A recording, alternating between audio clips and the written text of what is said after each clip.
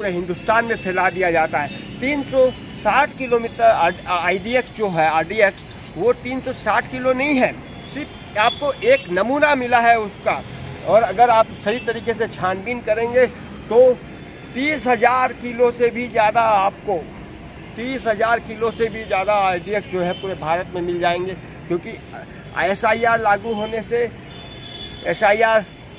होने से ही सिर्फ इसका इफेक्ट नहीं पड़ा है, क्योंकि भारत का जो कानून है वो लूला और लंगड़ा है। भारत का जो कानून है वो विदेश में बैठे लोग जो है भारत के कानून की धज्जियाँ उड़ाते हैं, और भारत में जो कानून बनाया हुआ है उसकी धज्जियाँ तो ये आतंकवादी भी उड़ाते हैं और घुसपैठिए भी उड़ाते हैं। क्योंकि कानून ऐसा है, और उस कानून के आधार पर मैं बताना चाहूँगा कि SIR कितना भी लागू कर ले, सिर्फ बंगाल में 5 या 7% से ज़्यादा लोग जो है बांग्लादेश नहीं जाएंगे। लेकिन कानून जो है लूला और लंगड़ा है, उसकी वजह से SIR कितना भी लगा ले बंगाल के अंदर, पूरा लगा ले। मैं बता रहा हूँ कि आप सोचते हैं कि SIR लागू होने से बंगाल के अंदर पूरे घुसपैठिए चले जाएंगे, ऐसा हो ही नहीं सकता।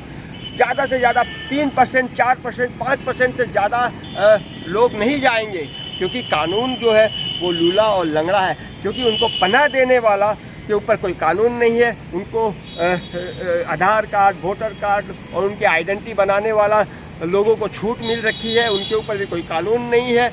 और जो अपने घरों में, अपनी फैक्ट्री में, अपनी इंडस्ट्री में, अपने मोहल्ले में जो छुपा के रखे हैं, इन लोगों को एक कीड़े मकोड़ों की तरफ फैलाना चाहते हैं पूरे मुसलमान को देश में राज करने के लिए। आपको तो पता है कि मुस्लिम समुदाय ये चाहते हैं कि कीड़े मकोड़ों की तरह वो फैल जाए और पूरे भारत पर कब्जा कर ले। उनकी मानसिकता ये है। तो 1947 में जब बंटवारा हुआ था, वो 1947 में धर्म के आधार पर हिंदू और मुसलमानों का बंटवारा हुआ था। मुसलमानों को पाकिस्तान और पूर्वी पाकिस्तान मिल चुका था, जो आज बांग्लादेश के नाम से जाना जाता है।